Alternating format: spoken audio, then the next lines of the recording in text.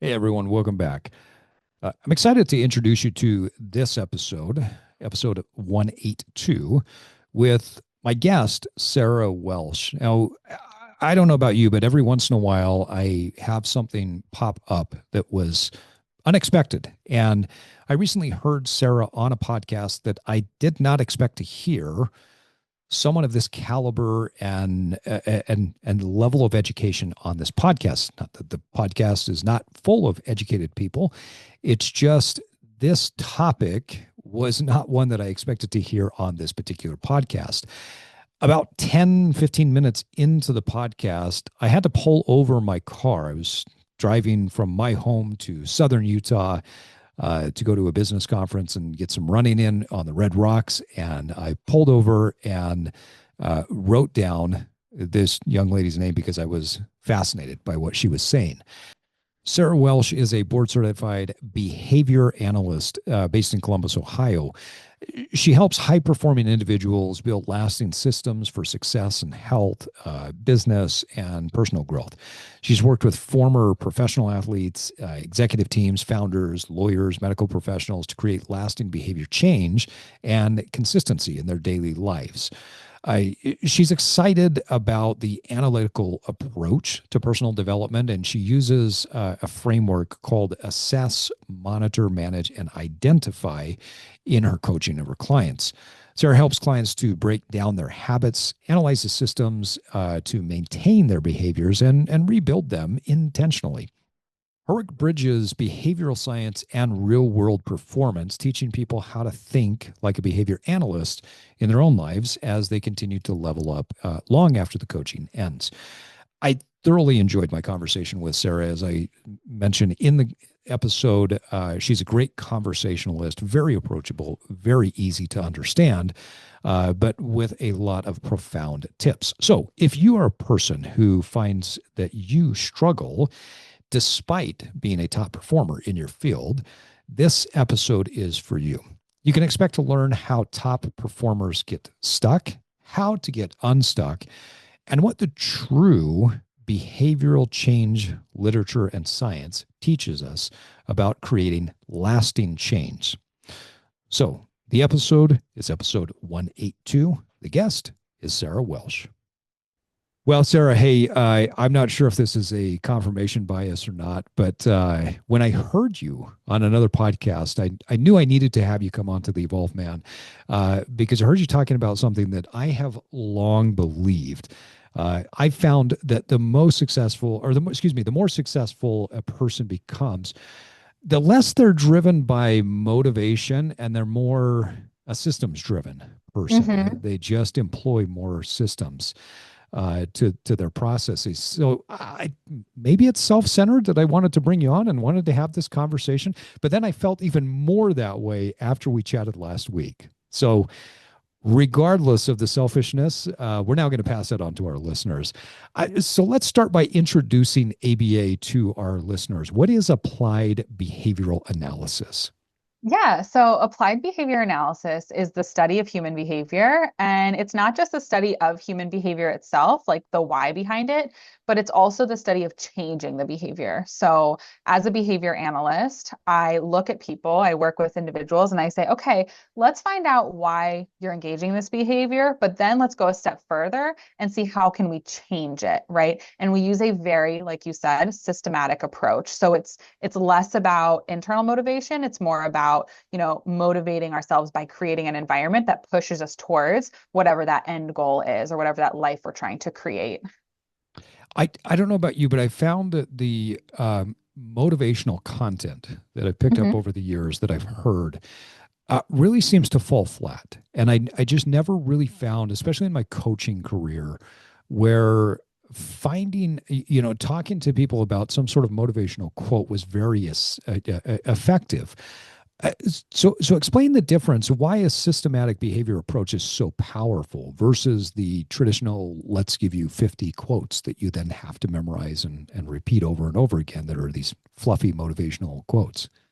Yeah, so what I love about like having a more systems-based approach is you're creating an environment that's continuing to kind of embed opportunities for motivation in your day, right? So when it comes to systems, let's think about motivation as a science, and I want people to understand that it is not some abstract, elusive thing that we cannot grasp.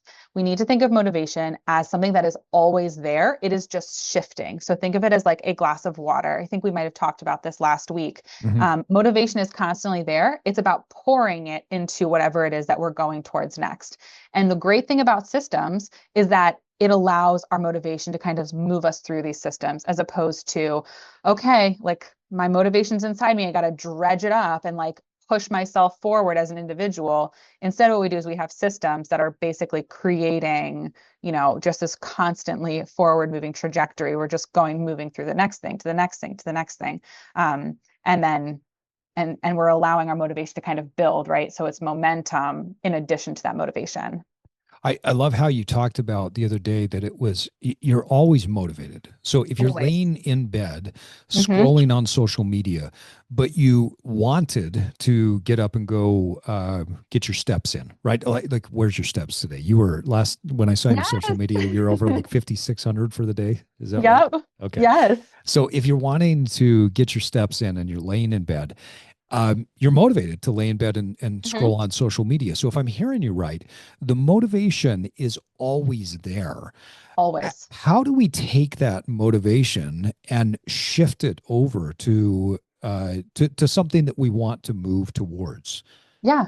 So let's think about this today, right? So I was at my office, I had just eaten lunch, and I was motivated to sit at my desk and get some busy work done. But I Mhm. also knew that I needed to get my steps in, and I knew that I also wanted a coffee, right? So I know in that moment I'm motivated to sit down and relax. So I just ate, right? So that's where my motivation is leaning. But I also remembered and I told myself, okay, but I also want a coffee.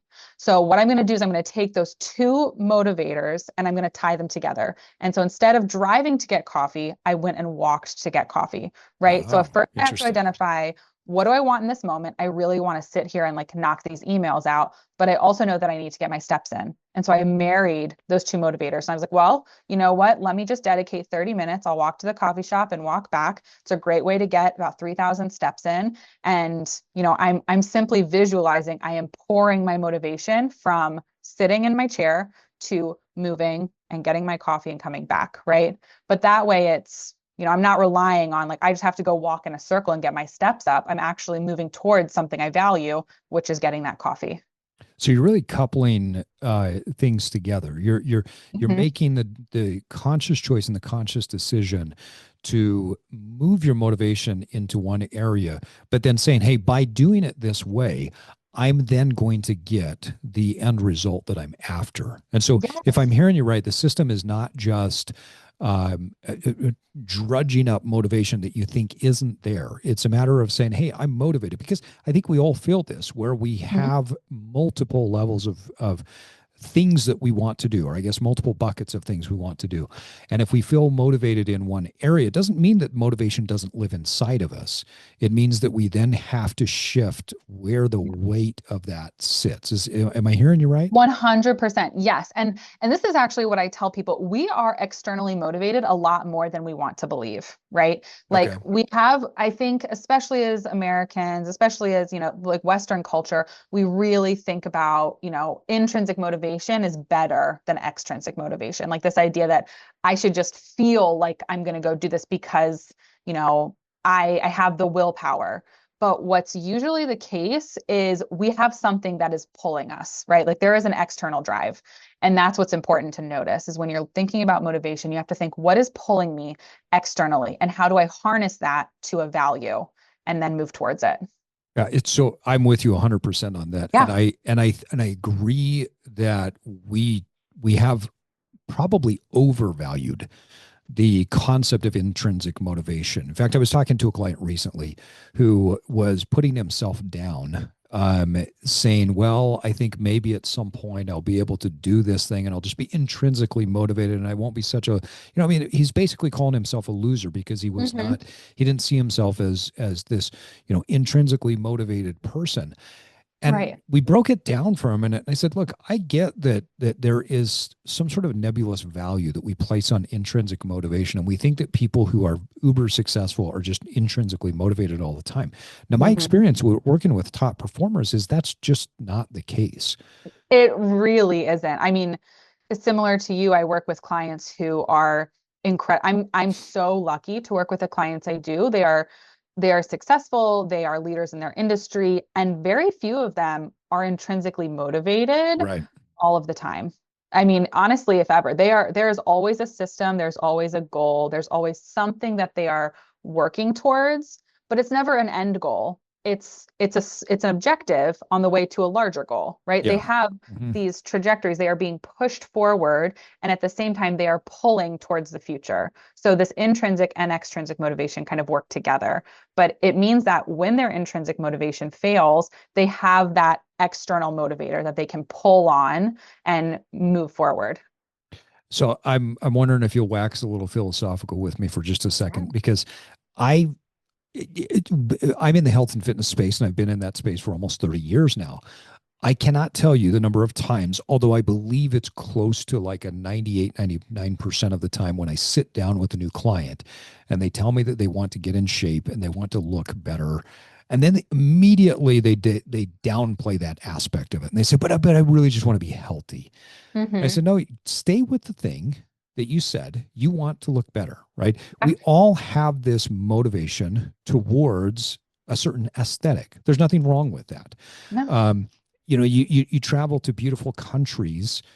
I know you lived in China for a while, I right? did. Yes. And when you look at the Chinese culture and you look at the buildings that they built and you look at the way that they have structured their life around a certain amount of beauty and pride in the buildings. Now you live in Columbus, and Columbus has some gorgeous buildings. Mm-hmm. Wandering around through the Ohio State University area, the buildings there are phenomenal. If you look at a building that's built today, oftentimes they're bland and boring, right? We've Mm-hmm. moved away from this idea that the external beauty, the external validation is important. And we just, for some reason, we say, no, we need to be brutalistic and it all needs to come from the inside. And I've told my clients, I said, don't push that away. The desire for some sort of extrinsic motivation or external reward is not a bad thing. I don't know where we got this from. Um, I know you talk to your clients a lot about setting up a system of rewards. So I Yes. guess two-part question. Number one, why are we so mean to ourselves when it comes to this idea of external versus internal validation? And then two, walk us through this idea of creating these external or extrinsic reward systems. Okay.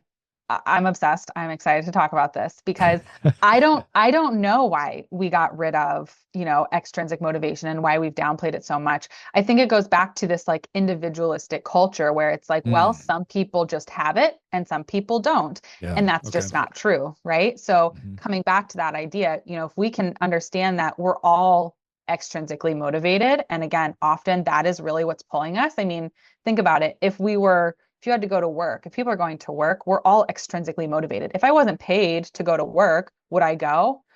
Probably not, right? No. Like No. we're all extrinsically motivated to some degree.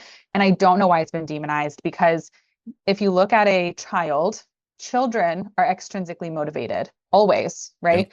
You're Yep. trying to teach a child any new skill, you have to tie stickers to it or candies or something. And as we go through school, it's the same thing, right? You get rewarded by external validation. And then once we become adults, it's like, well, okay, we just get rid of that. And now we're just suddenly supposed to have this intrinsic motivation that's unending. And we have this like just bottomless well. Like, absolutely not. That's not how humans work. We have to have some sort of reinforcement. Otherwise, the behavior does not continue.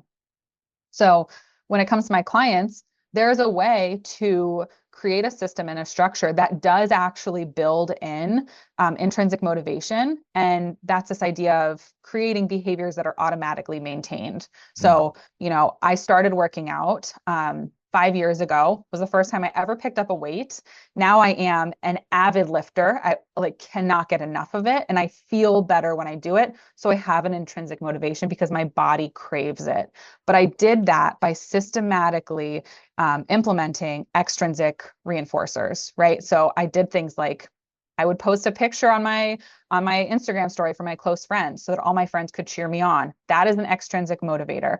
I would say, okay, if I work out so many times this month, I get to buy a new gym outfit. So Mm, I'm again tying this external mhm. motivator that directly links with this behavior and encourages me to continue, right? So doing that over time enough, as I faded those prompts and those systems, I am now somebody who works out because these systems have allowed me to continue to propel forward, right? And we feel because we do, not do because we feel, right? Yes, yes. And we talked about this last week, right? This idea that there's the cognitive behavioral triangle. If you look at that, it's a triangle saying, there's thoughts and there's feelings and there's behaviors, and they all influence each other. And Mhm. what happens is we focus so much on thoughts and feelings that we forget that behaviors can actually trigger thoughts and feelings to change too.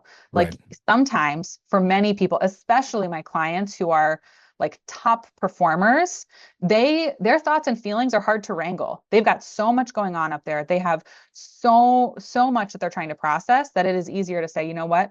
Let's put a pause on all of these thoughts and feelings. Let's focus on acting. We're going to act our way into, whatever this future self is, whoever this person is that you see yourself as wanting to be.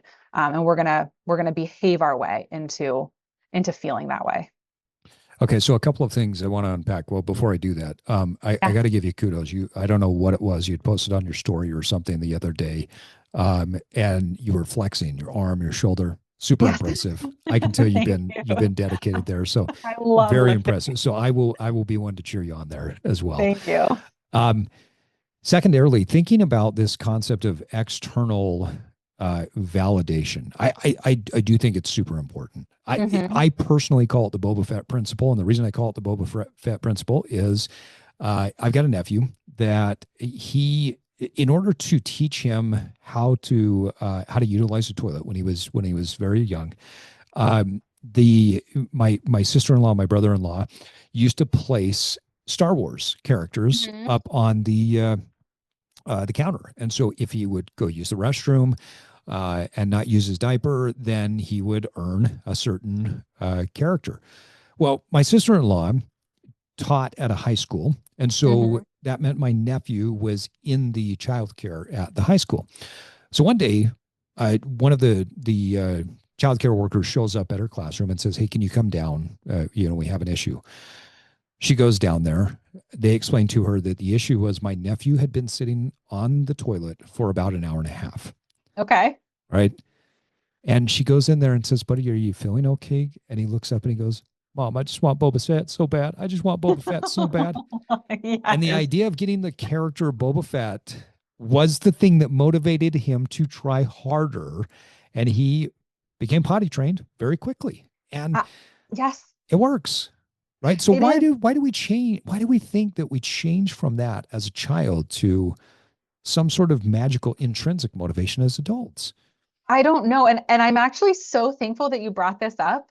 The amount of times I have looked, I mean, I'm talking business owners, doctors, ex or former professional athletes. I'm sitting there, we're talking about behavior change, and I say, I'm going to talk about potty training for a minute. And these men, they're Okay. typically men, they look at me and they're like, why? Like, Yeah. what the hell does that have to do with me? And I'm like, just listen to me. Because potty training is a perfect example of Okay. Okay. extrinsic motivation turning intrinsic, right? They don't know, little kids don't know how great it feels to not depend on somebody to go to the bathroom until it Yeah. happens. Yeah. They act their way into this identity. I have a Mhm. 3-year-old right now. I'm not sitting with him talking to him about, hey, buddy, let's envision your future self and shift your mindset. Okay. Yeah. You got to be Yeah. potty trained. Like that's who you are. Let's think about it and envision it first. No, I put the potty out. I set up a sticker chart. I give him a gummy bear every time he sits. And I've conditioned him to now associate sitting on the potty with a really positive outcome And now he was really scared about it, and now he's excited about it, and he's Mm. feeling more competent, right? So I'm creating opportunities for him to come into contact with success by using extrinsic motivators. And this has worked forever, and it will work forever because this is how humans learn. And I want adults to see themselves as, yeah, I'm also kind of working for that gummy bear or Boba Fett. Like that is really what's, once I come into contact with that extrinsic motivation often enough, I will internalize that feeling of success. And that is when it becomes automatic. And now you have a system, right, that you can utilize over and over again until the process becomes automatic. And then you upgrade your system again and again. And this is where I think a lot of people don't really understand. When we're talking about ABA, we're talking about that this is a process. This is a system that works, and it works forever. Now, that Mhm. doesn't mean that the systems don't upgrade, that we're not Right. going through different iterations of whatever your standard operating procedure is. But Yes. it means that it does work because it works in the same way that potty training works. Like, I don't know Yes. of any adult that just by conscious choice eventually said, nope, want to go back to diapers, Right. right? Right. And what I love, again, the potty training example is just so beautiful because it's not like we're just training them like, okay, I can go potty at home. No, my kid also, like, I'm training him to go when he's out in public, when he's at school, as he grows. Like, this is not a 6 week challenge. This is a Right. behavior he Right. needs ingrained in him forever. And so I'm like, why don't we use the same approach? Because I don't want to work out just when I'm at home or when I'm at my gym. What about when I'm on vacation? What about when I was pregnant or postpartum? Like, I need this behavior so deeply ingrained in me and so enjoyable and automatically maintained that it does not matter when or where I am. I want this behavior to occur. Okay, so I want to dovetail that into this concept of hustle culture, because high performers often chase this, what we in America have called hustle culture. Mhm. How do you use reinforcement without creating a dependency on external rewards, bonuses, validation in the long run? Walk through how that shifts over time. Yeah. So what we do is when I'm working with clients is we talk about values and we tie those reinforcers and the behaviors to those deeply held values by which you want to live your life, right? So we start with that. So when I work with a client, we start with an assessment, right? So I assess and I say, okay, where are you now? And what values do you hold so deeply that, those are rewarding in themselves? Like when you talk about yourself. So I'll use myself as an example. Values that I'm chasing this year and I'm really trying to embody are mindfulness, um, productivity, and oh my goodness, it was mindful, productive, and present. So Mm. those are my three, values. And so then I align behaviors with those values. And as I have engaged in those behaviors and I've tied reinforcers to it, I've slowly been able to remove the external reinforcers because those behaviors are also in line with my deeply held values. So decreasing screen time, that was a value because that ties to being mindful and present.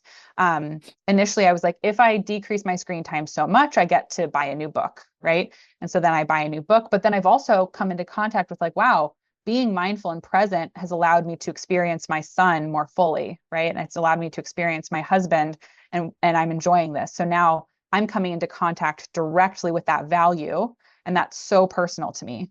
And so I do the same thing with my clients. Like, hey, let's get in touch with your values. What do you truly value here? Not making money, not buying another, $63,000 car, just on a whim. I want you to tell me, what do you truly value and like what drove you at the start so that we can now tie behaviors to that. So that's why on your social media, you're putting, here's my steps and here's my screen time, and then here's Yes. my reading time. I got you. Yep. So walk our listeners through the values, and building systems toward values, because I think that was one of the most fascinating parts of our conversation the other day. I think oftentimes when people talk about values, they're like, well, I'm a Christian and I have these values, and Mhm. I'm Jewish and I have these values, or I come from the Midwest and I have these values. But when you talk about value, you're talking about something that a person not just believes in, but something that they want to express in their life. Absolutely. Like when someone meets me, so there are values that I don't have to practice. Kindness is one that I did practice, but I have that. It's embedded in me. So Yeah. these are things I want people to, when they come in contact with me, they're like, "Oh wow, like that's a value and I can see it by the way she behaves." Like I am kind. I know the barista's name at the coffee shop because I go out of my way to connect with them and, I say, "How is your day going?" And I want, that kindness to come across. And those values are so deeply embedded in me that they come across in my behaviors. And then every year or so, or every quarter, depending, well, every quarter I reevaluate, but then every year I also ask myself, like, what are the three values that I want to embody this year? And then I break it down to, okay, what behaviors are in alignment with these values? And now, how do I create a system that reinforces these behaviors so that now these values are not just something I want to embody and behave, I actually am behaving this way. So that when someone meets me, they're like, "Oh yeah, I remember Sarah. She was so kind, she was so present, and she always gets things done." Like that is how I want to come across. So I'm going to behave in a way that comes across to other people. And by doing that, I feel it too. And once the values are identified, there's a process that you go through Yeah. to set up observable behaviors. And I think this is another key point that I really want you to dive deep on for our listeners, because it's not about how I feel. It's about Mhm. what are the observable behaviors. And so it's either, I mean, it's like a light switch. It's either on or off. I did it or I didn't do it. Right. Um, Walk through, I guess, two parts. One, when you set the value and then you start to walk through the observable behaviors, how do you reverse engineer that process? Number one. And then number two, why is that so important? Why is it so important to have observable behaviors rather than working on the internal non-observable environment? Yeah, so a big thing for me is I'll ask. I remember this one time I had an intake with a client. This man is very successful. He built a business and he told me, these are the values I want to work on. And as we were talking, I wrote down at the beginning, I said, okay, these are his values. He's saying he wants to work on connecting with his fiance, he wants to focus on family, and he wants to focus on building like a better home life. And then he proceeded to talk for those parts of his life for about 3.5, 4 minutes. And then probably 60 some minutes of the assessment, he talked about work and Mm, business. And okay. at the end of that conversation, I actually said, "Hey, you're telling me that you value these, but all of your behaviors otherwise have said you're valuing your work," right? So, like, I do want to make sure that we are, like, I just want to tell them, like, this is your baseline. Like all of your attention, all of your energy is going towards like work. So that's going to be our first pivot, is we're going to have to say, if these are your values, we're going to have to really shift, because just observing you, this is what you're telling me with your behaviors, that you value work, right? You're stating that you value your fiance and your home life, and your family, but your behaviors are telling me something completely different. Mm. And so for me, it's important to say, okay, if I value these, my behaviors need to match what I'm saying that I value. Yeah, actions express your priorities, and Absolutely. the act of talking for 60 minutes about something versus the act of talking for a few minutes about something else expresses what their Right. true priority is. Right. How do you help a person to set up the behavioral systems? Can you walk us through an example of like this client who says, "Hey, I want to be more present for my fiance, or I want to be more Yes. present for my family." What does that process look like to break down a systematic approach to bring that value to life? Yes. So what we do first is we talk about what's reinforcing. Reinforcing just means what is rewarding about the situation. So just from this conversation, this initial assessment, it's clear that he is rewarded in his life more frequently by talking about work. People Mhm. celebrate that more often than they are celebrating his fiance. So he gets social validation from work.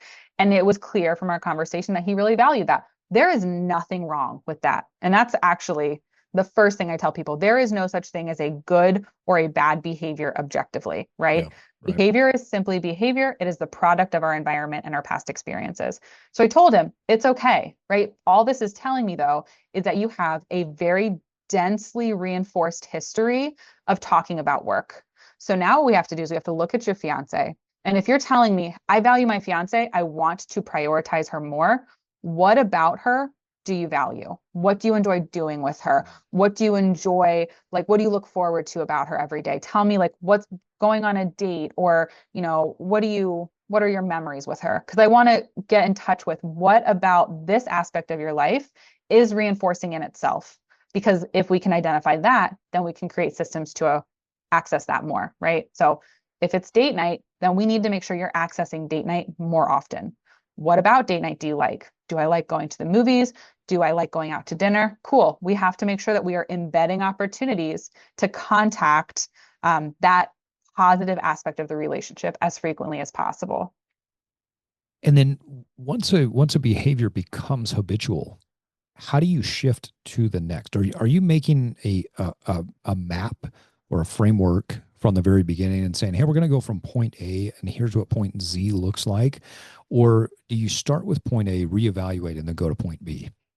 So what we often do is there's a lot of pivoting. So I look at it as a staircase, right? So we do have an endpoint in mind, but usually what we're doing is we're creating, like, we have an overarching goal, but then we Mhm. have smaller objectives, and we are just continuing to create little steps towards that end goal, which is, I want to have a healthy marriage. I want to be a good present father. I want to have boundaries around work. So we come up with this, who is this person I want to be? How do they behave? Then how am I behaving right now? So yeah, we do have to have this, like, how do I want to be behaving? How am I behaving currently? And what does that process look like? And I just tell them, like, it is a staircase. So each step is going to build on what's before. And we might have to pivot a little bit, but essentially, like, we are just continuing moving towards that goal a little at a time. I love that perspective. I personally call that the Mount Olympus principle because Mhm. there's a mountain in Utah where if you, let's say you fly into the Salt Lake City airport and you start driving towards Salt Lake City and you look up, the most prominent mountain that sits overlooking Salt Lake City and the Wasatch, the valley here, is Mount Olympus. And Mhm. one of the things I love and hate about climbing that mountain is it's extremely steep. I mean, to go from the start to the top, I think you're gaining about 4,200 feet of elevation, just like right around 4 miles. You're going about a Mhm. thousand feet per mile. So anyone that hasn't done that sort of elevation, basically what it looks like is you are sucking wind all the way up, and then you are screaming how bad your knees hurt on the way down. Oh my gosh. What Okay. mount? But the top, the vista is unbelievable. You have Yeah. this perfect juxtaposition where when you're on the top of that mountain and you look out to the west, you see the entire Salt Lake Valley. You see this, the full picture of the Great Salt Lake. It's just stunning Wow. to see this beautiful scene to the west. And then if you turn to the east, there's no buildings. It's only mountains. You just see. So it's all nature one way. It's all buildings and the Great Salt Lake the other way. Beautiful place. But the thing that stands out to me about that hike, that climb, more than just about anything else I've ever done, is the number of what we call false peaks there are. Mhm. You think you're going to reach a summit or a peak, or you're almost there. And then you reach that point and realize there's a lot more to go. And then you Mhm. get to a point where you're like, oh, I think we're going to reach another one, or maybe we're going to be on a ridge line, and then you just don't. And these false summits or these false peaks uh, just help to retrain this idea of flexibility. I have to be Yes. flexible in my approach, right? Yes. And I know you mentioned the other day this concept of psychological flexibility is one of the things that you really teach your clients. Mhm. Let's talk about that. What is psychological flexibility? Psychological flexibility is it's not just, it is, it's the mastery of several skills, in the meaning that, like, you can change, and you can change the way your brain sees the world. So like you were saying, these false peaks, oh my gosh, we're almost there. And then you'd get there. And instead of being disappointed that, oh, I'm not at the peak, it's like, oh, wow, look how far I've come. Can I take a minute and, enjoy where I'm at and then Yeah. continue moving Yeah. on, right? Or am I able to pivot and, go a different way? right? It's this idea that like I can change, I can shift my perspective, I'm able to create plans that are in alignment with my values. And then if I realize that it's no longer in alignment with my values, am I able to let it go? Right? We talked also about like that sunk cost fallacy. Like, Yep. can I let go of all of the effort I've put in and accept, you know what, I have to pivot now, and that's okay. Right. And it's just accepting that this didn't go the way I expected it to, or it's going to take longer than I expected. And I'm still, thankful and excited about this journey. And the process is what I'm enjoying. It's about falling in love with the process and, creating and building, not about that last peak.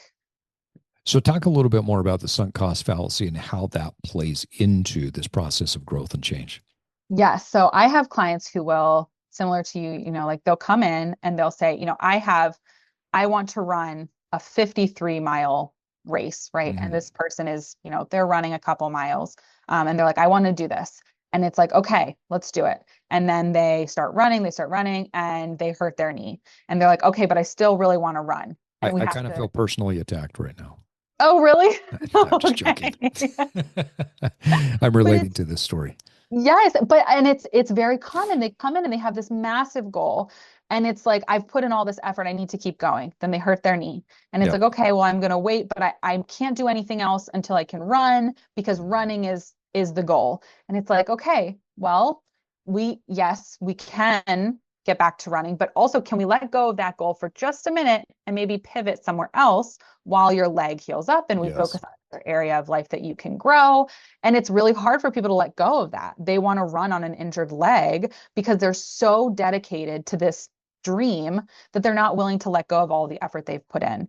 And what they don't realize is that if you can let go of that effort temporarily, you can always come back to it. But if you hold on so tightly to this plan and you're not able to be flexible, it's not going to serve you. Your values are not being met and you are, becoming more rigid in your approach. And what I really want clients to do is, let's soften a little bit. Let's a good plan is a flexible plan. Yeah. I love that. I'm a fan of David Goggins just as a character. I don't know if you know Mhm. much about David Goggins. Um, he No. So he's a former Navy SEAL. He does a lot of crazy things. I mean, most Mhm. recently he finished the Moab 250 or 230, Wow. whatever it is. Anyway, 200 and some odd miles of racing. He's held the world record in pull-ups, and he's a pretty hard individual, pretty tough Mhm. guy. He'll make videos where he's yelling at you while he's running, and then at the end he's like, "Stay hard." And a lot Okay. of my top performing friends and clients really like his content, and I do too. I mean, he's a very unique, interesting guy.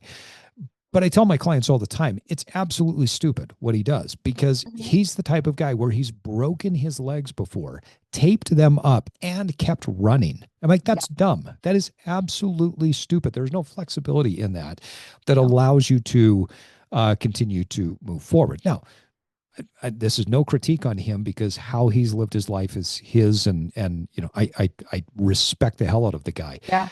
I don't recommend it for people, though. I don't think that if you are, as you were saying, if you've injured your knee, that you should just Mhm. try to continue to run on that injured knee.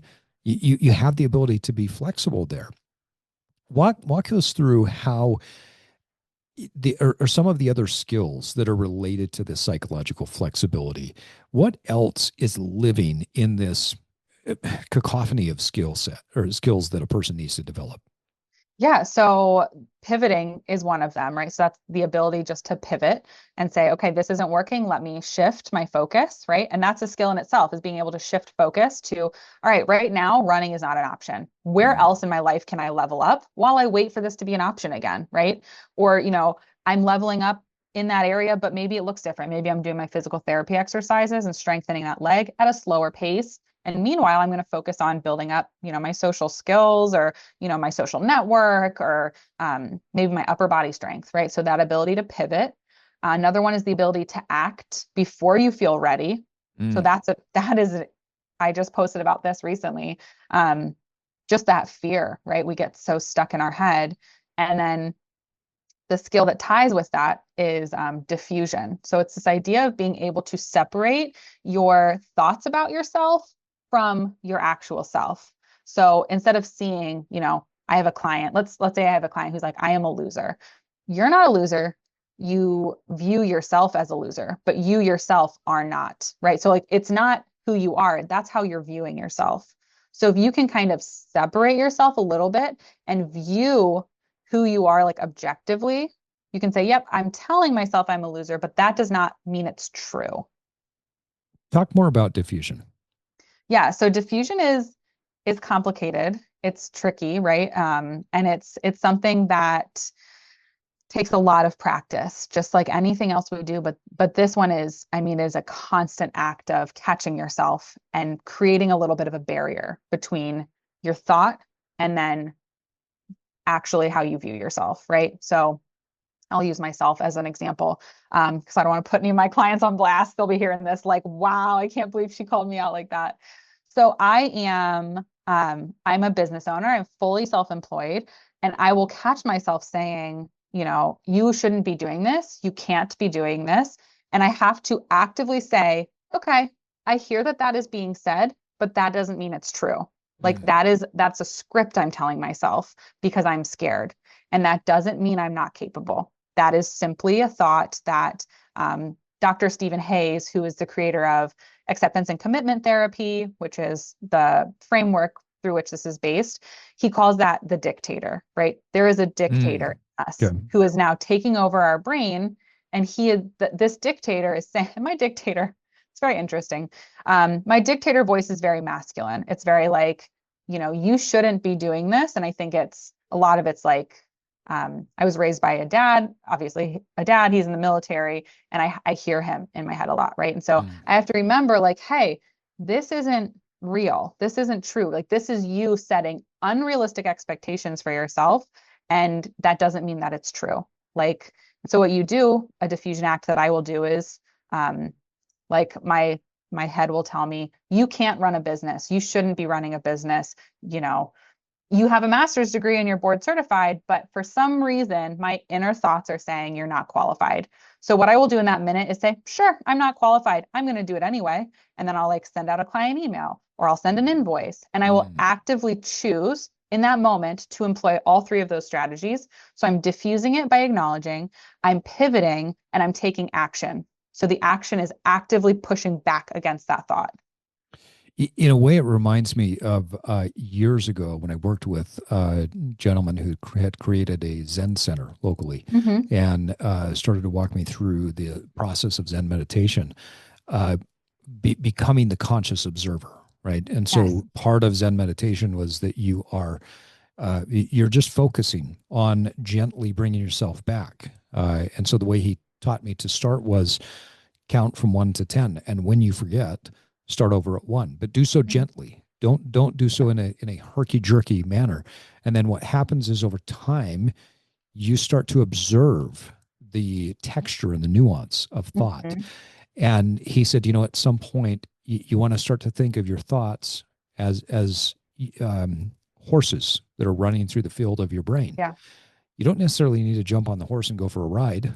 If you're meditating and the leaf blower that your neighbor has started is going, um, you know, you can recognize that. You can see the horse going through your field, but you Mm-hmm. don't need to then say, "Oh, that person always blows the leaves at this time, and it's too early."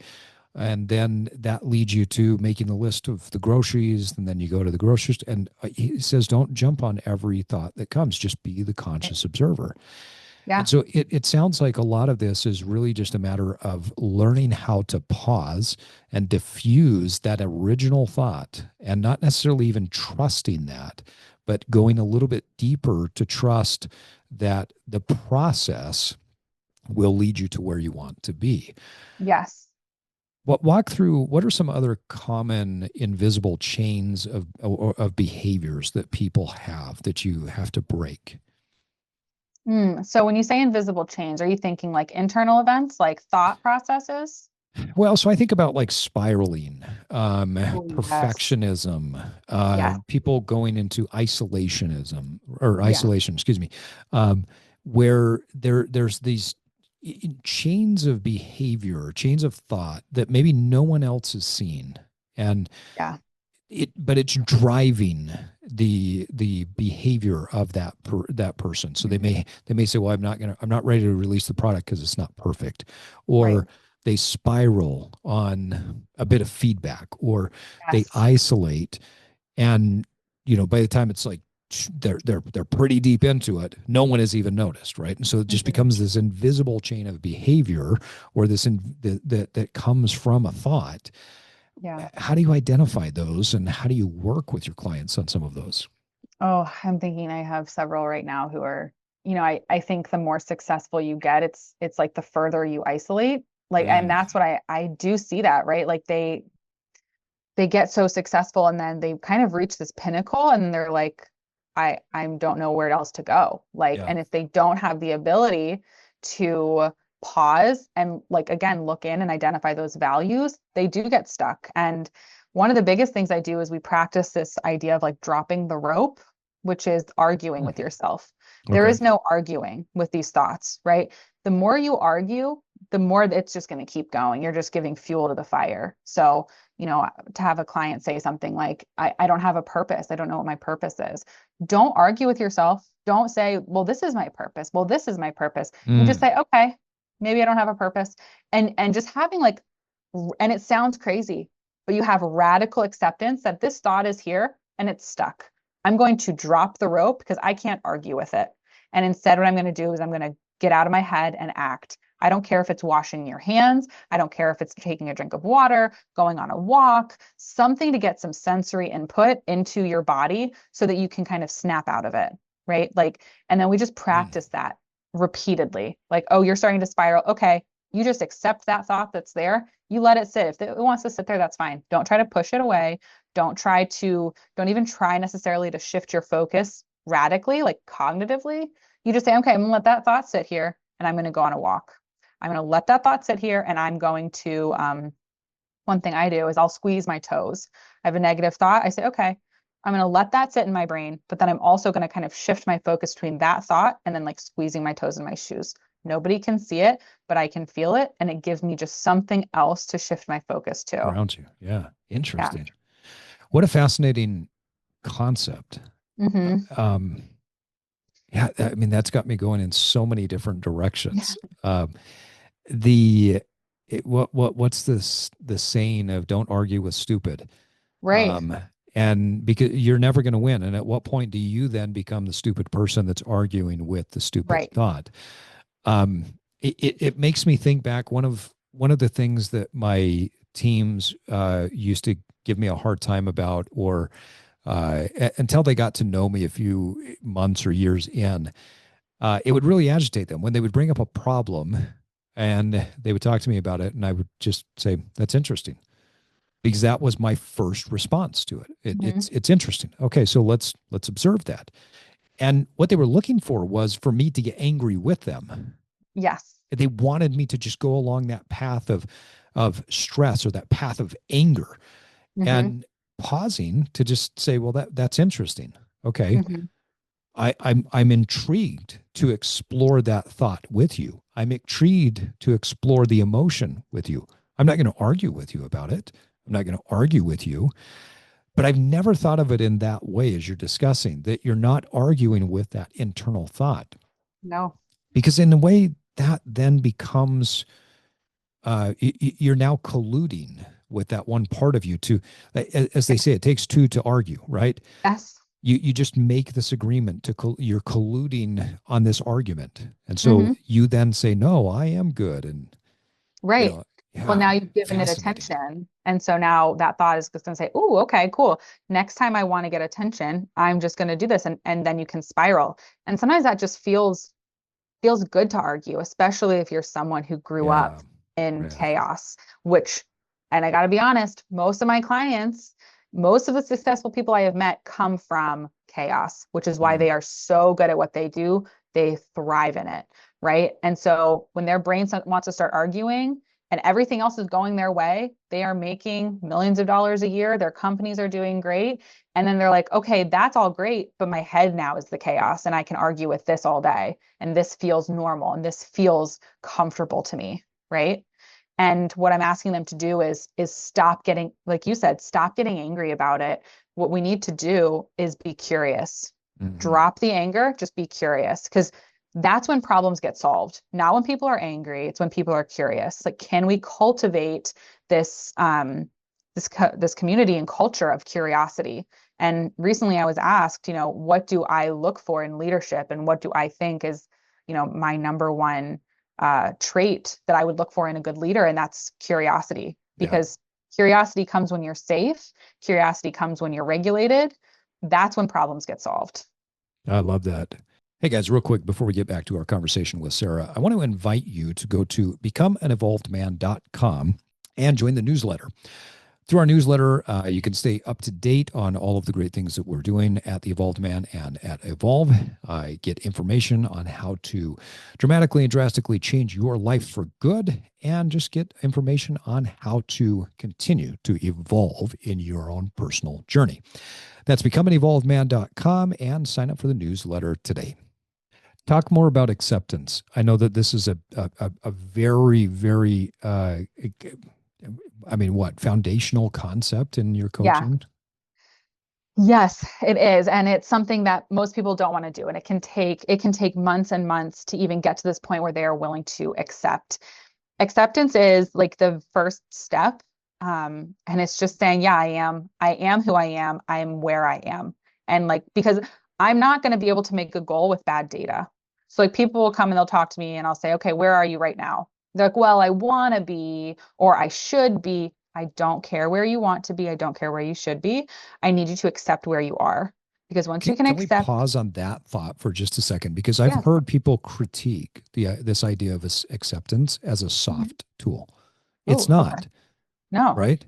It's hard. Like, it's really hard to accept wherever you're at. It's Yeah. a very difficult thing. And so, when people hear acceptance, when they come to a professional like yourself, and you start talking acceptance, it feels very like woo woo. Oh, I It just have to does. accept, right? But Yes. no, just saying, hey, you know what? I'm not good at this. I Hmm. want to get good at this. Right. That's hard to do. It is. And that's like baseline. I can't do anything until you've accepted where you actually are. Right. Wishful thinking gets us nowhere, Yep. right? Yeah. And actually the I love that you said woo woo, because one of the things I mentioned, I had a dad who's in the military. That's why I grew up in China. Like my dad, when he found out I was going into behavior analysis, his reaction was like, "Oh, so that's not a real science, that's a soft science," because Hmm. psychology, mental health he's like, that's a soft science. That doesn't feel tangible to me. Yeah. And when I explained to him, no, dad, like behavior analysis it's like solid. Like that's why I said observable behaviors, values, like these are observable trends in our life. And acceptance is a very big part of that, Yeah. because that's what baseline is. In order to get a true baseline, a true starting point, I don't want to know where you think you should be or where you could be or where you were 10 years ago. Like you need to accept I am here and now, and this is my reality. Well, once that acceptance is there, what do you typically recommend for a client as the next step? So I've accepted Yeah. where I'm currently at. What now? So this actually separates the successful clients from the clients who struggle. I give them the tiniest first step. I'm talking, I mean, laughably small. And like I've had clients, I'm like, can you do, they come to me and they're like, I need to get in shape. My back hurts. I'm working at a high level. I'm tired all day. My back hurts. I need to get in shape. And I'm like, okay, first of all, what are you doing right now? Oh, well, I used to go to the gym 4 times a week, blah, blah, blah. I don't care. We got to be honest. So once we kind of get past that hump and the shame, they tell me, okay, I'm not working out at all. Haven't worked out in 6 months. Great. You know what I need you to do? I need you to do 3 push-ups every morning. That is it. Right. And I give them, again, something laughably small. And just for a week, can you do that? They come back and they're like, yeah, I did that. No problem. Cool. Well, now that you're doing that, I want you to do 10 push-ups and go for a walk around the block. And I'm talking these tiny shifts. But what happens is once they see they can get that tiny shift, it's like getting traction when your wheels are spinning in the snow. Once you can get just that tiny shift and you feel that car start to go, you're like, oh shit, I am unstoppable. Like I can go. And I had a client, I met with him for like 4 sessions, and he came back to me 6 months later. He was like, hey, my back pain's gone. I'm working out. I knew exactly what to do. I just didn't realize I had to start that small. I was like, right. When Yeah. you're stuck, go smaller. And Yeah. if you're still stuck, go even smaller, right? Like, what is the quickest way to contact success? Because that is when the change is going to start happening, like that traction. Because, like I said on my stories earlier, my baseline for my step count 33 days ago was 1,700 steps a day. Mm. Which was very low. I told one of my clients that, and he was like, well, that's a number. I was like, it is. That's a great response. It was so That's a it was great brutal response. because he's like Yeah. average close to like 15,000 steps a day. And I was Yeah. like, Yeah. okay, good for you. Yeah. But what I did was I was like, okay, obviously I need to get my step count up. I'd like to get my step count up, but I accepted that that's where I was starting. And I accepted that I should probably increase it just incrementally at first. So my first goal was like, can I work in a walk every day? Then it was 6,000 steps.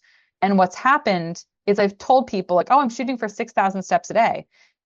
Every person's response has been, isn't it supposed to be 10,000 steps a day? Mm-hmm. I'm like, if it was 10,000 steps and I didn't make that huge jump, I would have come into contact with failure, Yep. which then feels bad and shameful. And I'm going to internalize that.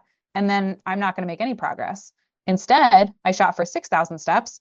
And a month ago, I was at 1,700. And right now, it's 4 o'clock and I'm at 6,800 steps. Wow. Like, yeah, and again, next goal might be 10,000, but it will be much easier because I broke it down into little steps. I got success, I gained traction, and I'm going to continue building from that. I think this is probably going to come across to some people the wrong way because we're talking about it on a podcast. But I think Mhm. podcasts in general have have been challenging for some people because I call it the Huberman effect or the Huberman Mhm. bro effect, where you could listen to a great podcaster like Andrew Huberman and have 50 different protocols of how to optimize every aspect of your health and fitness and do Mhm. none of them. I, Yeah. I had a conversation with a client the other day, and he was grilling me on about 5 different things, and then he said, but, I'm still in pain with this. I can't remember if it was his knee or his elbow or whatever. And I said, well, the solution is you just like, it's simple. You need to get stronger, which means you need to eat more protein, which you're not Mhm. doing, and you need to lift heavier. Because if you have more muscle mass, I said, look in the mirror, you don't have enough muscle mass around this joint to be functionally stable. And Right. so it's going to bother you until you change those 2 things. And all of the things that we just talked about of optimizing Mhm. mean nothing until Right. you get stronger. And Right. so the idea of starting small almost is counterintuitive in our podcast optimization culture that we have today. Yes. I can't tell you the number of times. Like, again, I had a client recently that was asking me about a specific supplement to increase his testosterone. I said, you need to lose 30 pounds. Yeah. You could take that supplement, but it will do absolutely nothing until you drop the 30 pounds of body fat Right. because you will not be in an optimal range in order to have appropriate testosterone. Right. And we need to get you stronger. You're very weak in all of your lifts. And so, yes, you could take that pill because Andrew Huberman talked about it. And no, it will not do anything. But Right. let's start small. How small should we be starting? Uh, Smaller than you think. I mean, people are, and my clients will get mad. And like I said, I've had clients, the clients who trust that tiny step are the ones who are successful. And they are the ones who, at some point, it skyrockets. It does every time it skyrockets. But the people who are like, well, this feels stupid. I'm not Mm. going to do it. That's so small. It can't possibly make an impact. Okay. That's fine. But like you are not going to change because you're not ready to change. And that's the thing. I also, as a practitioner, have to accept if they are not ready to change, I can't want it more than they do. Yeah. Right. Yeah. So like, like I said, so I'll use myself. So I wanted to 5 years ago, 5.5 years ago, I told my husband, I want to climb Mount Kilimanjaro. Oh, My cool. husband, it was cool. It was great. My husband was like, he laughed at me in a loving way. And he said, Sarah, you're not strong enough. Like you don't work out. Like you just can't do it. And I was angry. But here's the thing, I could have been angry and like, started a fight, or I could have accepted it and said, oh my God, he's right. If I want to achieve this crazy dream, what do I have to do? So I started working out. And I was like, I couldn't even do 10 push-ups. So I did 3 push-ups a day, which is where I Mm. got that idea that I now use with clients. 3 push-ups a day. Then it became 6 push-ups a day. Then I was like, let me add in a mile. Hated running. So I was like, I'm not going to run miles. What else do I enjoy that I can get my cardio up, right? And I just slowly began building and doing what I could, where I could, when I could. And it was, then I bought a kettlebell program. Bro, I fell in love with kettlebells. I don't know why everyone doesn't use them. I think they are so cute. I think they are so functional. They are, I was doing They look good 150. sitting around. Yeah. They Yeah. look great sitting around. They're in my living room. Yeah. And because they are in my living room, I use them all the time. I And love I was that. swinging a 150-pound kettlebell the other day. Wow. Like, yeah, you get strong. But I started really small. And here's the thing is I started small and I watched all my friends do these 6-week challenges, 6-month coaching packages, and they would lose the weight, they would feel good, they'd be all over it, and then they would drop off. Yeah. Yeah. Meanwhile, I consistently leveled up, and here we are, 5.5 years later. I am stronger and in better shape, and I'm more consistent because I love it. They still struggle because they are spiraling, they are yo-yo dieting. And I'm like, they didn't fall in love with the process. And if you don't fall in love with the process, you're not going to get the results. It's more appealing. It's sexier to come up with this grandiose idea. Oh I saw yeah. somebody had posted on LinkedIn the other day, and one of my contacts had commented on it, where this guy went through and broke down how negative diet soda is for you. And Hmm. the first three things that he put out there are we have refuted scientifically for decades. And yet he just, went hard at this. And people are chiming in, oh, yes, you're so right. I can't believe it. Diet soda is what made me fat. And like, no, Hmm. it's actually not. And if you want to lose body fat and you want to get in better shape, it's about going back to some of these basics. And Yeah. yet this idea that whatever we do, um, it's got to be unique. It's got to be different. It's got to be Right. grandiose, and we've got to go all in on this. Otherwise, we're not going to be successful.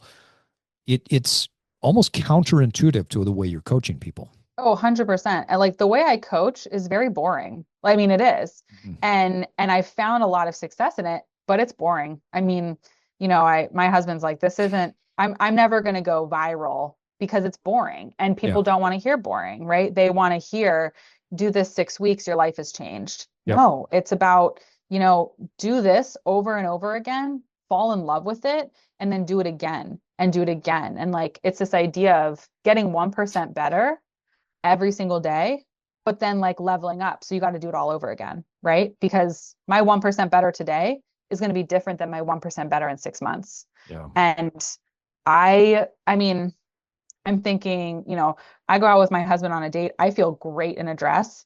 And it's not because I did a 6 weeks program. It's because that's my life. I live it, right? And that gives me that confidence. That gives me that, that aesthetic that we're all chasing. And I didn't get it. And nobody gets it from a 6-week program. You get Yeah. it from living your values and acting your values. When people start, one of the things that I hear commonly is that they feel inauthentic at the very beginning. I think Hmm. psychologists often refer to this as like an imposter syndrome. Yeah. When we start something new that's not part of our current homeostasis, our current lifestyle, there is this feeling of, okay, now I'm just kind of playing around.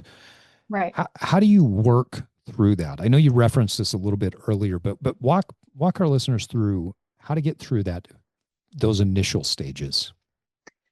I mean, no one's, I don't know that anyone's gonna like this answer. I fake it. You fake it till you make it. You just act it, right? And you can tell yourself, like earlier when I said, my head is telling me you shouldn't be a business owner. You don't know what you're doing. I just say, okay, that's fine. I'm gonna send this email anyway. And I will just say, like, I hear you. You're kind of being, I'll tell my brain, like, you're being an asshole right now. I'm Mhm. not arguing with you. I'm gonna act in alignment with the way I should be like living, the way I want to be living. And I am choosing to pause this thought and focus instead on what I have control over, right? And it does feel, I said earlier, I mean, I don't know if I've said this, like I was a daycare teacher for a long time, and I still will catch myself kind of, that's what put me through grad school. That's what, you know, supported me when I was in my early 20s. And I'll catch myself thinking like, well, that's who you are.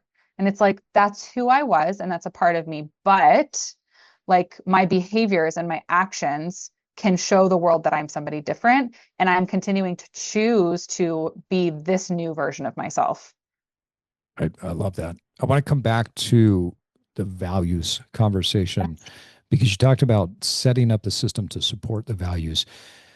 You mentioned earlier listening to a client in intake in an assessment and saying, "Hey, let me mirror back. Let me give you some feedback on what I'm hearing relative to your values." If someone is not sitting with you Mm-hmm. to have this conversation, how can they start to get more clear on what they truly value, Oh, um, so that their systems are set up to get what they want, right? yeah. I love that question because I have clients, I do this all the time. We do routine audits. I have them go through Mm. their day and I'm like, you're telling me you value X, Y, and Z. I want you to go through your day and tell me how much of your time are you actually dedicating to these things? Because your behaviors are going to tell me what you value more than what you say you value, right? Because what that tells me is like this is where you're getting reinforcement. This is where you're getting rewarded throughout your day. And so you are chasing that reinforcement. So if you're telling me you value, like, if you're telling me you value health, but you're spending 3 hours on the couch watching Netflix, you don't value health. Right. That's not where you've gotten value in the past. So we have to shift your behaviors to more align with the values you want to be living. I love that. I think that we'd probably all do really well to just take a behavior audit, Yes. to sit Yeah. down and look at our calendar and say, how much time am I Yeah. spending in each area? I do What it what every does that really look like? I do it every quarter, and it's amazing. Like truly, I mean, I thought when I haven't tracked my steps in years. And when I sat down this quarter and I was like, "Oh, where am I at with my steps?" Um, I was like, I'm probably averaging about 6,000, 7,000 steps a day. 1,700 was my baseline. Like, and Wow. it's because we think we value one thing, but then we look at our behaviors and we're like, oh my goodness, like it's not lining up. Like there is this dissonance here that I need, and I'm going to need to shift and pivot if I want to actually project my values to the world around me. Yeah, it's like every time a client tells me they eat really good, I say, you do. Mhm. You eat really good. Candy Yeah. bars, you eat really Yeah. good. Uh, Yeah. Big meals that Right. you may not be eating to support what your goals are, but you do eat really good. Right. I'm curious. I'm wondering if you're like me in this way, where I know you take a very evidence based approach to your Hmm. coaching. I've also found that there are certain tools, techniques, methodologies that I've observed over the years that I don't know that there's necessarily always evidence to back them up, but it's something where I've seen those things become effective. Now, I will say, over time, evidence kind of caught up with it. I mean, Hmm. I nowadays we're finding that higher dosages of creatine are not just beneficial for your musculature, but they're very beneficial for the brain. Well, Hmm. started on higher dosages of creatine years ago and noticed better overall performance with clients. But again, there was no evidence to back it up back then. Yeah. How do you balance your coaching with an evidence based principle approach, but also responding to what you see with your clients? There is, it's, I want to make sure I answer this thoughtfully because everything I do is evidence-based, but what I do is I operate within the principles and the framework, but I'm not rigid, right? So like I'm able to kind of pick and choose, and I use all of the tools in my toolkit, and they don't all necessarily go the way the science has traditionally gone. That's the best way to answer it, probably. Mm. The way my science is typically used, applied behavior analysis, is incredibly rigid. It is, here's the goal, here's the behavior. We're now going to plot these on a graph and we're going to watch them go up. I do have a much more flexible approach. We use a lot more narrative data. I get creative with the way I track data and progress. And it's not necessarily the way most behavior analysts do it, but I'm still well within the framework. It's just you've got to be, one of my values for 2026 is going to be innovative, Mm. right? Like I want to be Yeah. innovative and I want to continue fostering that. And so it's not about like not following evidence base. It's just, am I using it in the most effective way for this client in this moment, Yeah. right? I like Um, that. yeah, and I do use, trying to think, like I think I just put my spin on it, right? Like it's a lot of fun. I try really hard to keep sessions like fun. I don't know that many coaches do that. It's very serious. I found the coaching industry as I've pivoted into it. And I do try really hard to keep it like light and fun and exciting as much as possible because it's heavy and it's deep work. Yeah. I think people take it way too serious. I think they It's take so themselves way too serious too. yes. Yeah. It's I've had just, like I laugh in my sessions, we laugh a lot, right? There's also crying, which always breaks my heart, mm, but like it's good. There's feeling, right? And if you're not feeling, you're not growing. And like it can take months of working together before they're like, oh my God, I can feel in here. yeah. But like we work with clients who are like, how often are you laughing? How often are you having fun? Yeah. Because Enjoying life. yes, and Yeah. and like, they come in and they're like, how can I be more functional? How can I be more efficient? I'm like, how can we have more fun in your life? Because Mhm. this is not it. Like, we got to figure out a way, to get you having fun, whether that looks like riding a motorcycle, which some of my clients do, or Mm. going on a vacation to, Aruba. Like, what is fun for you? And like, we got to incorporate that more into your life. So I mean, that is evidence-based, but it's not It's not as as rigid. Yeah. No, I rigid. get, Yeah. I get where you're going with that. Right. And like you, I take a fairly cavalier approach when it comes to the stiffness of things. Hmm. I mean, I had a client one time, we were talking about him improving his flexibility, and he had a Yeah. hard time understanding that if he just stayed with it, this particular exercise, he would get a lot deeper. And so we got into it a bit. And I said, what do you think is going to happen? So if you stay in that, what's going to happen? You're squatting down, you're bending over. We're trying to open up your hips a little bit more. He's like, well, I just can't do it. I said, or what? Like, are your balls going to fall off and hit the floor? Do you think you're going to Right. be like completely castrated just by staying? And he busted up laughing, and then all of a sudden drops like 2 inches deeper. Yeah. And Like and loosen up, yeah, please. and I said, you're just too uptight about this. The reality Yes. is, if you spend another like 30 seconds in there and stop telling yourself that you can't do this, then and you go towards what's the craziest thing that's going to happen. Like Hmm. if your testicles are not going to fall out when you're stretching, you're probably okay to stay here. And if they Right. do, that's probably okay too, because you got Right. grandkids. You're not making any more babies here. So that's fine. He busts up laughing Right. again, drops 2 inches further. For the first time in his life, he's able to bend over, touch his toes.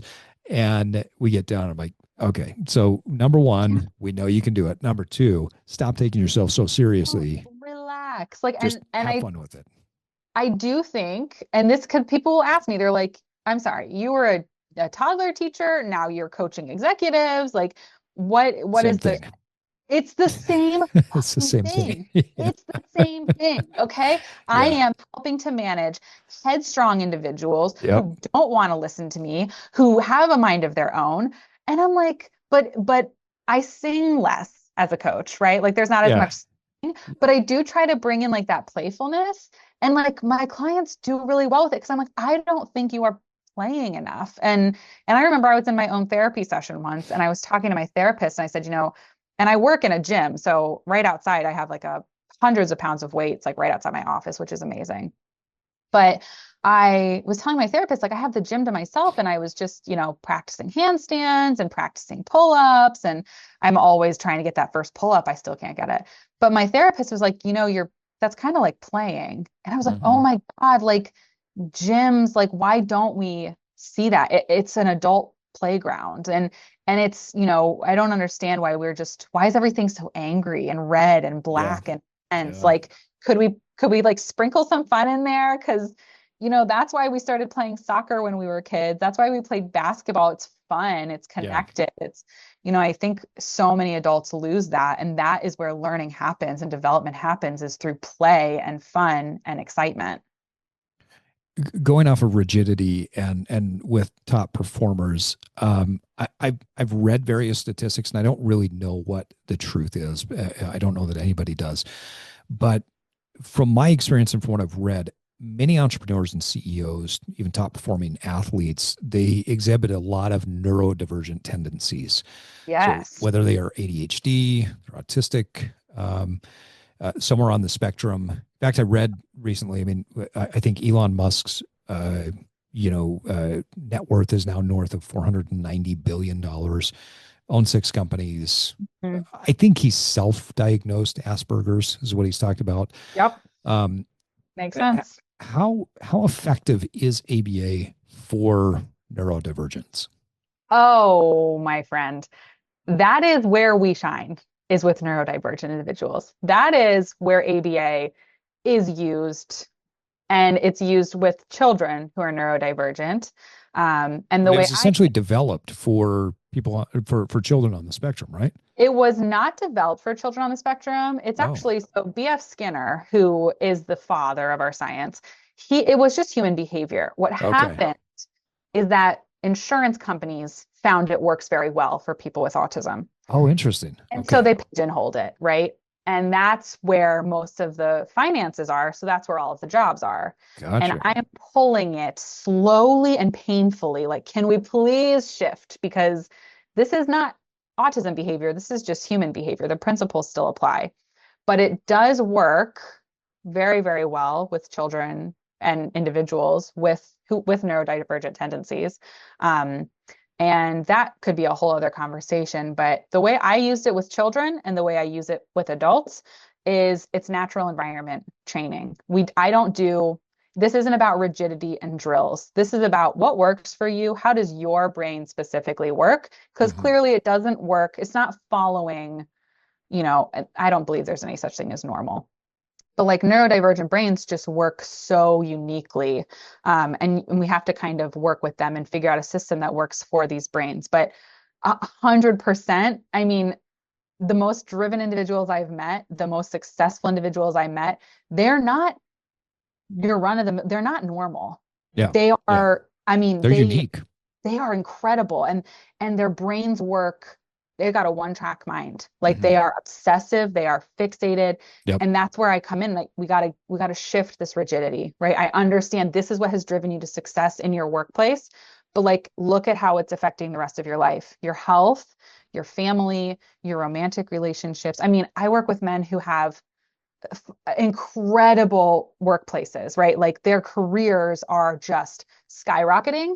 Their romantic relationships are a disaster. Mm. And it's because they don't have the flexibility, and they haven't learned how to generalize the success they find in their workplace to success in relationships, right? So I do coaching.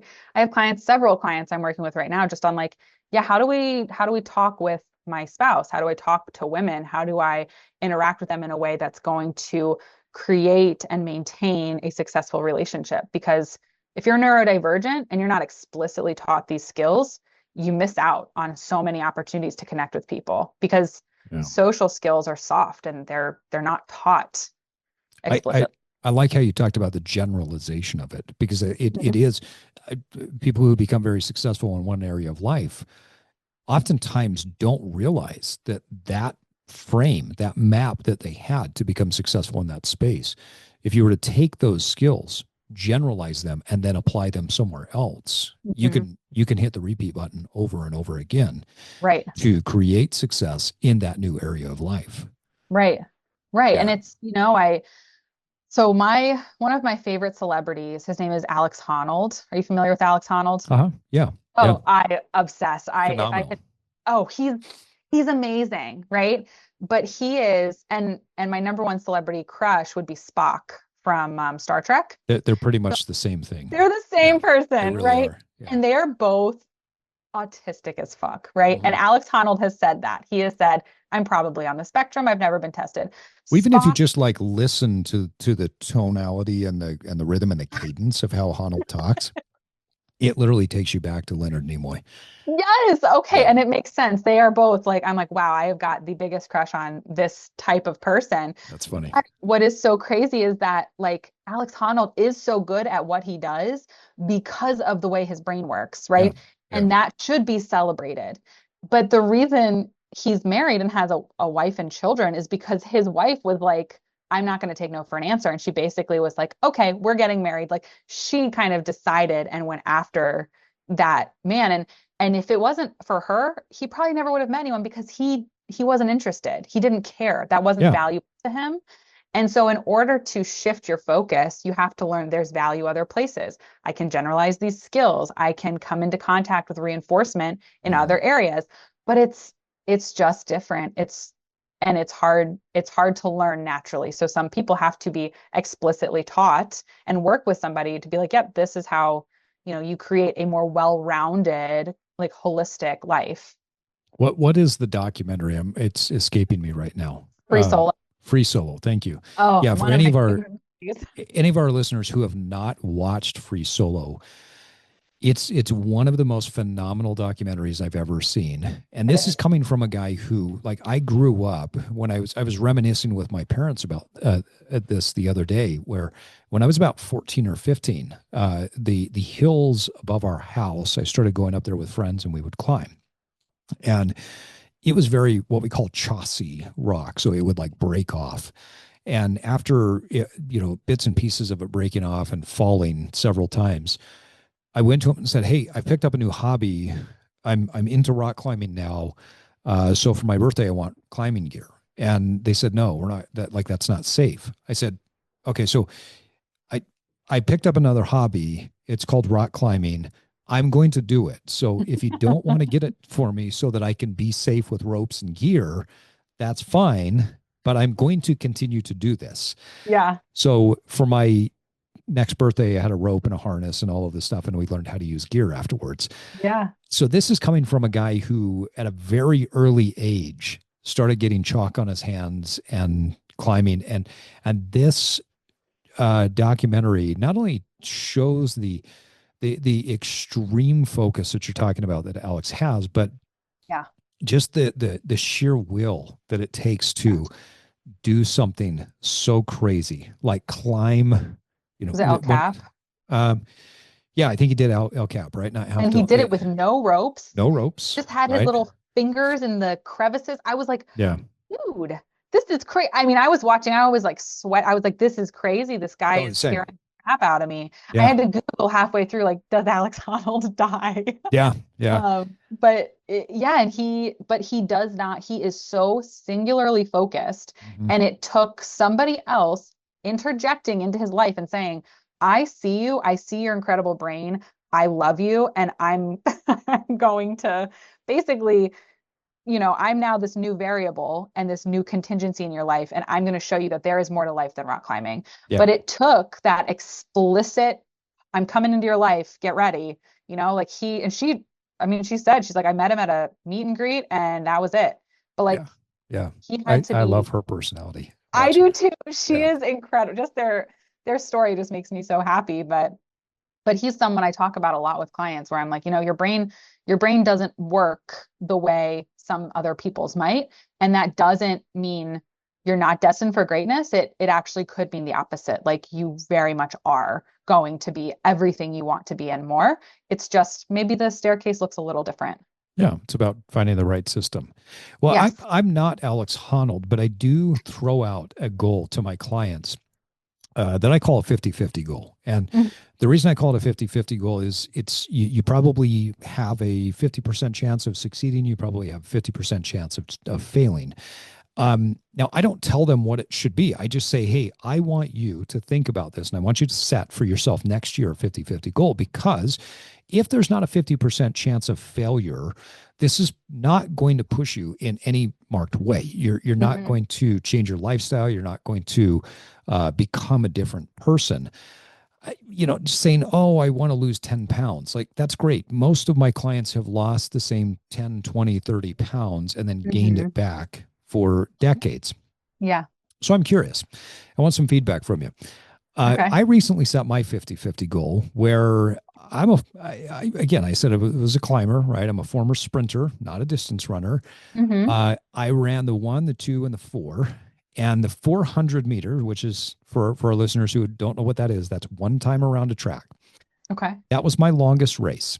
And I hated it. I was pretty decent at it, but I Yeah. hated it because it was way too long. Like, give me a straight 100 meters and I'm happy. Hmm.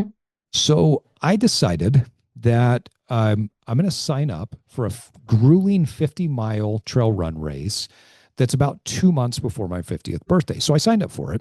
Yeah. And in March, end of March, I'll be running this 50-mile race. Wow. So, and if I complete it, that's my 50-50 goal for the year. Hmm. Right. But I did 50 miles before my 50th birthday is what I'm calling it. So Yeah. I'm kind of double entendre Wow. here. Yeah. It's a 50-50-50-50 goal. 50-50-50-50. Yeah. Which I think you can probably pick up that I've got some neurodivergence here. Yeah. Um, what advice would you give me to get across the finish line? So what are you at right now? What are you running? What's your Well, so what I'm doing right now is once a week, I'm picking something that's either extremely long. So I'm going to Mhm. go run a distance that I haven't done before, Okay. or I'm going to pick something that's more technical. So I'm going and doing a trail that's a little bit more technical, because this 50-mile race, in the back half, the second 25, there's about 6,700 feet of elevation gain, and Oh, it's fairly technical. So there's a lot of okay. climb. You're kind of running on some stuff that's a little bit more technical. Or the third thing that I'm doing on my quote unquote long day is I'm going up and I'm training at higher elevation. So I live around like 4,200 feet above sea level, where I'm at. So about a mile above sea level. And so I go up to 9, 10, 11,000 feet and I train up there. So I'm doing one of Okay. those three things on a weekly basis.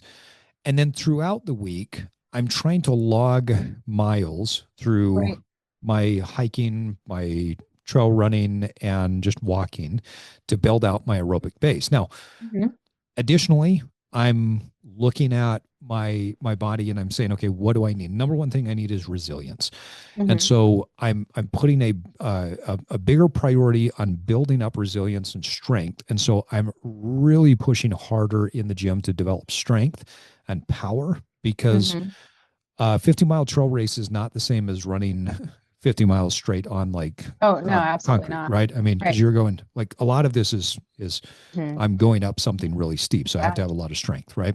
So I have Yeah. to have resilience. I think that's the number one thing that I've learned in Right. jumping into trail running is resilience is key. Yeah. There's also a lot more access for reinforcement, like naturally occurring. So when I say reinforcement, I just mean Mm. something you enjoy. Yeah, Um, yeah, and I'm thinking right now, like there are so many opportunities for enjoyment. Obviously, clearly you love being outside.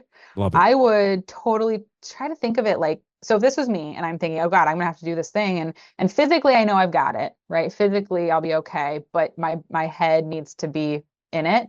I'd focus on like what about this is reinforcing? Like, can I do a kind of almost a scavenger hunt? Like, how many little lizards can I see? Can I see certain Oh, interesting. plants? Can I, stop and enjoy the clouds? Like, is there a way for me to create kind of a little scavenger hunt to kind of scatter micro reinforcements throughout this race? Literally just like in your brain kind of catalog. So like when I'm tired, that's a way to practice diffusion, right? You're separating yourself from that thought of, holy crap, I am so tired. Instead, you're like, oh my God, like there's another little one of these flowers, whatever the plants are. And if you can kind of practice that, like, and just noticing different rock formations, or like what can you do to kind of separate yourself from the physical pain by engaging your brain somewhere else. I did that, like I climbed Angel's Landing, and Oh yeah. when I was, yeah, I didn't finish. I was too A scared. I got lot of up. fear on that one. That is narrow Oh, at the top. Yeah. yeah, I dropped my water bottle, or I think, yeah, I dropped my water bottle, and I was on the chains, and I was terrified, and I was like, okay, shoot, like but when I caught my head going, I focused on, okay, what can I see right now, right? It's like, Mhm. what can I see? Oh, I see these little rocks. I see the woman in front of me is like wearing a really cute t-shirt. What can I find that's going to bring some sort of positive levity to this situation? Like, let me regroup and then go back down. Like I get love my that. fear. Yeah, because is it from Dune? He says, fear is the mind killer. And like fear, pain, whatever, like you can't let that overcome. You got to find a little candle in the darkness. I love that. What a Yeah. what great advice. Well, Sarah, what a great conversation that we've had. As I mentioned to you the other day, I was really not only impressed with your knowledge, but what a great conversationalist you are as well. And this conversation certainly did not disappoint. Do you have any last minute guidance or last minute advice for our listeners? Well, especially as we go into the new year, this is a huge time for, everyone's deciding they are going to change their life. 2026 is going to be the year of, their ideal self. I Mhm. would say start smaller than you think you should. Like if you feel stuck, start small, right? And accept where you are. Don't try to wish your way into a higher baseline. You need to know, what is my actual starting line? And then start smaller than you think you should. You will see more progress because you will come into contact with success much, much more quickly. That's great. And I know in addition to like your one-on-one coaching that you do with people, Mhm. which is done both in person and digitally, you have kind of a new jumpstart type program that you're going to be launching to introduce people to ABA. Yes. And so, what's the best way for our listeners to make sure that they're in the know when that comes out? Do you have a newsletter? How do we get them in touch with you? Yeah, so I do have a newsletter that goes out quarterly. And this actually is it's an 11-week program that I have been working on for years and never really released it, but it's a more evidence-based approach to like 75 hard. It's 77 days. Mm, It's the program I use. It's what I use for myself every quarter. I say, okay, what am I doing? What am I focusing on for the next 11 weeks?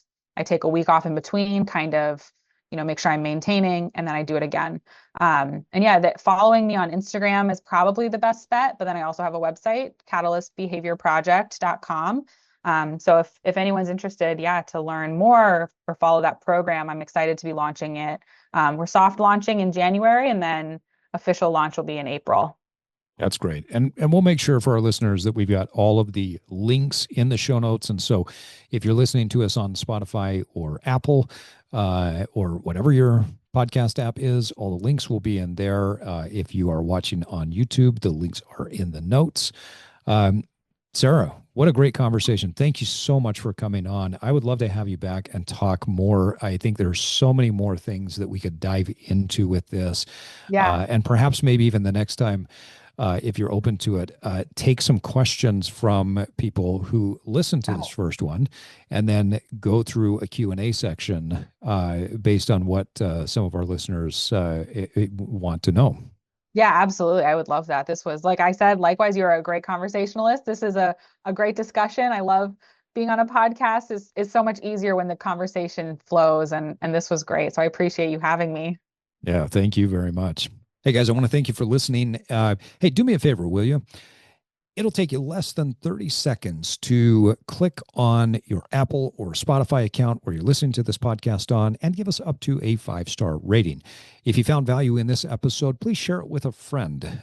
We tend to grow faster when our episodes are shared from one friend to another or one colleague to another.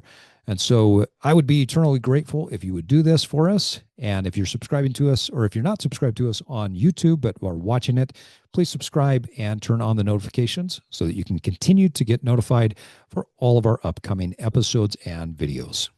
Hey guys, I just wanted to jump on real quick and give you an update on Ever Evolving. As I mentioned in the episode with Sarah, I have taken on my 50-50 challenge, which means that I am shooting for something that there's a 50% chance of achieving and 50% chance of failing. Now, if I'm being honest, it's probably a 25-75 because I've never actually done something like this before. And there's probably a 25% chance that I can achieve what I've set out to do. But if you haven't heard, I turned 50 in May and I decided that I am going to run a 50-mile trail running race in March. And so, about 2 months before my birthday, my 50th birthday, I'm going to try to make it through 50 miles.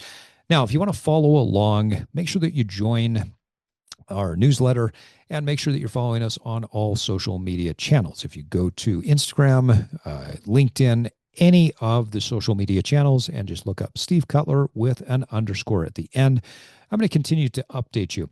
Now, I'll give some updates here and there on the podcast and on our YouTube channel, but I will be updating all the social media sites with what the progress looks like. One of the most notable things that I've found through this process so far is that as soon as I set this big 50-50 goal, my entire brain shifted to start to solve the problem of how can I make this happen?